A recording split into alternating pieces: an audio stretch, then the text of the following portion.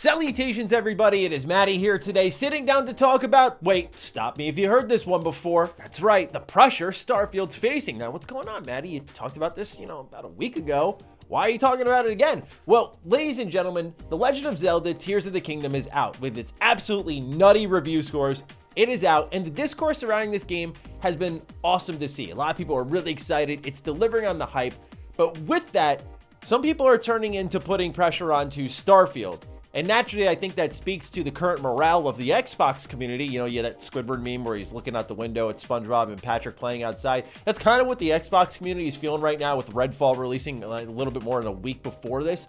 But ladies and gentlemen, I wanted to get into this because I'll see people in the comments and on Twitter threads talking, chatting, and I never think that's a real conversation starter because anyone can have an opinion nowadays with social media and get noticed for it. But when you start to see websites like Pure Xbox post articles like this, suggesting that the Tears of the Kingdom review scores are putting a bit of pressure on Starfield, it's then that I feel a little bit more of a desire to sit down and make a video because people start to replicate those talking points and start to talk about them more and more. Now, this obviously isn't some type of attack on Pure Xbox. I've said on Defining Duke multiple times. I actually like their website a ton, and I use it a lot when I'm writing the script for that show every week. So they're a fantastic site, and I don't really have an issue with their point of view, but I think we're starting to mix up the pressure of Starfield, which is a fair point of view to have, versus the uphill battle this game undoubtedly is starting to face, where I don't think it'll deliver on anything people want, not because it'll be bad, but just because it could never be good enough. That's not to protect the game, that's not to defend the game,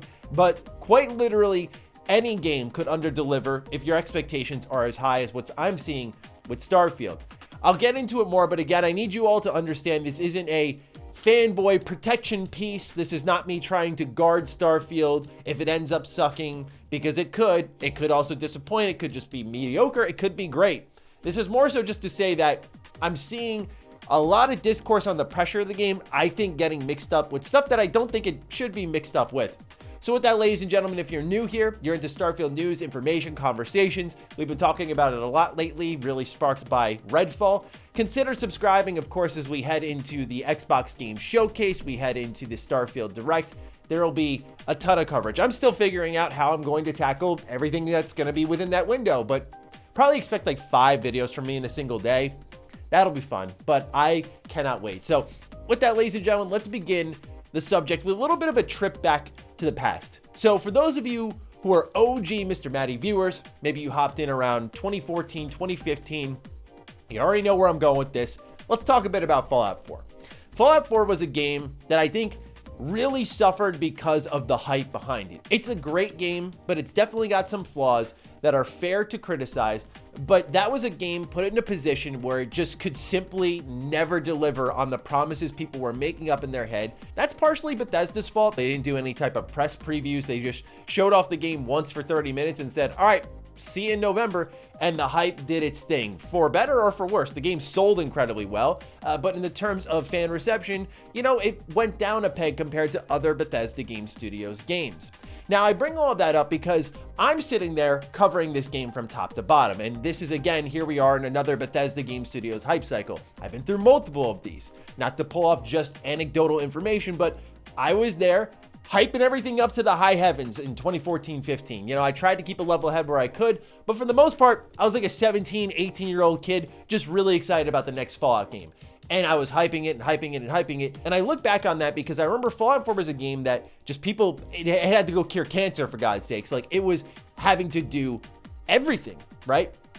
And it eventually disappointed. Now, I think it disappointed because of its own merits, such as dialogue. I bring all of this up because as someone who was extremely hyped, like all of you, I watched what happened one time with a Bethesda Game Studios game where a community just ramped it up, and I was a part of that. Ramped it up, ramped it up, ramped it up. And it just would have never, ever, ever delivered in any conceivable way. And I feel like it took a long time for Fallout 4's flaws to really come to light and be discussed properly. It wasn't really until heading into Far Harbor that we had nailed down, the role-playing elements, the dialogue, it feels a little light, among a couple of other issues like bugs and glitches. But to me personally, I felt some of that was a little bit overblown. Point being, though, is it can start to disrupt the discourse surrounding the game and make it difficult to track what's good and what's bad. I say all of this because I look at Starfield as a game that has a fair amount of pressure on it for reasons that are worthy. Nothing has changed from that original video I made. Redfall not being as good as it should have absolutely puts pressure on Starfield. Starfield being the game that everyone was excited for before even anything we knew was going to happen with Redfall puts pressure on the game. But in a post-Redfall world, it's fair to say that yes, the pressure is 100% on Starfield. And the pressure is also there because this is the first single-player RPG we've got from Bethesda Game Studios since Fallout 4. On top of that, the pressure only heightened recently with that Phil Spencer interview where he had confirmed that Xbox has been way more hands-on with Starfield. I think we can do a better job with our internal team. We did a better job with Starfield. Again, nobody should believe it until they're playing the game. But that game was earlier on in production, and it was easier for us to kind of swarm a bunch of people to go and kind of help with some of the technology on our platform and ensure that we're going to ship a quality experience there. And so now we know Big Daddy Microsoft money's been sunk into this game. So there is a fair and understandable pressure, but when I start to see articles like what came out of Pure Xbox saying that the Zelda hype and the Zelda scores are putting pressure on Xbox, while I understand the point of view, I counter it and just say these two do not have to deal with each other at all. Not just because of separate ecosystems, but the reality is if Zelda were to be a failure or a disappointment, it would not sink the Nintendo platform. And I think the same should be said to some extent for Xbox. If Starfield is a disappointment, it's not going to sink the platform, which I know is what no one wants to hear right now, but I'm happy to still say it because the reality is for the Xbox we all want to get to where we need it to be, it needs to take Starfield doing well, Hellblade 2 doing well, Avowed doing well, Forza doing well, the little indie style surprises we get, Compulsion Games doing well. PlayStation didn't just say, let's deliver one God of War and everything else around it could be in the 50s, 60s, and 70s. PlayStation built an empire with Ghost of Tsushima, Ratchet & Clank, God of War, right? It takes an army. And the same could be said for Nintendo with their Mario games, their Zelda games, Metroid, and the list goes on, right? You build an army. But I'm seeing a lot of people say the sole success of the Xbox brand does rest on Starfield. And make no mistake, again, I'm trying to emphasize here, we're not protecting Starfield, but yes, there is a heightened pressure for this game, and I think it is important that it gets it right. But the reality is that for Xbox to be the brand we want it to be, we don't want just a one-off. At least not me. As much as I'm a Bethesda Game Studios fanboy, I don't want just Starfield to be great. I want all the stuff in the ecosystem to be great. And look, again, huge Bethesda fan here. Let's talk facts. We're putting a lot into the idea that Starfield, a Bethesda Game Studios game that's the most ambitious I've probably seen them since, I'm going to say, Oblivion on paper, maybe Skyrim on paper. I mean, they're going and shooting for the stars, literally. And we're expecting this to be somewhat bug-free. I just feel like this game on a hype level can never deliver what people are setting it up for. It's not going to save the brand because it can't on its own. That's just a matter of fact. And then on top of all of that, we have a studio with a history of bugs and glitches in their games. To me, they've never been super disruptive. Maybe I've just been lucky for the 15 years I've played their games. I don't know. I'd like to think that's not the case, but who knows, where I don't find myself getting disrupted that often. But who knows after 76 what in a newly revamped Creation Engine 2 Starfield actually looks and plays like, especially when there were rumors that this was going to be the next Cyberpunk. I just think for Xbox fans, it's foolish to put all the pressure on solely Starfield to save the platform, right? To me, it's different to say Starfield's facing a lot of pressure because it could serve as a turning point for the platform. You don't get games often like Starfield that there's a lot of hype built around it, that fans have chosen and said, like, this is the game we're looking forward to. This is the game some have even bought their box for, bought their subscription service for. I think it's fair to say there's a pressure of being a turning point, but I don't think the brand rides or dies on this game solely.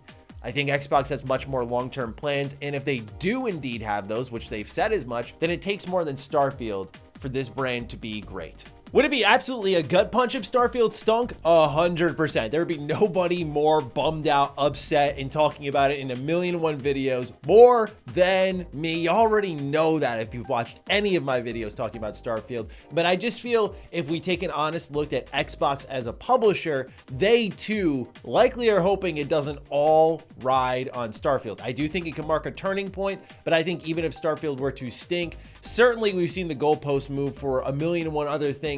I believe we would move on to another video game. I think if Xbox wants to find that level of success, though, they got to start pulling some of their aces up out of the sleeve, man. I think things like Fallout remasters or a new Fallout game of some kind, I think these are the type of things that will keep the platform afloat, because right now, the pipeline, we've become so familiar with it that there isn't much shock and awe in what's there, because we've known about it, right, for so long. We've known about Fable, for example, since 2020.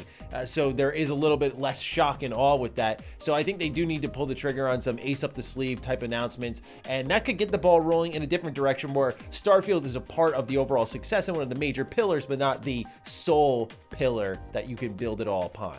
So those are just my thoughts on some of the discourse surrounding this uphill battle. And ultimately, I'm kind of mentally preparing for a game that will hopefully just be great. I went into Tears of the Kingdom the same exact way. Hopefully this is just great. And it's really blown me away. And I encourage people to take that same mindset. Not that we can't understand the pressure surrounding it, that absolutely needs to be factored in. A lot's riding on it, but to act like the whole brand is riding on it and to create these circumstances like comparing Tears of the Kingdom reviews to Starfield and what Starfield needs to reach for, I think just sets the game up for failure. Again, not to protect it, but just to speak real matter of fact to everybody.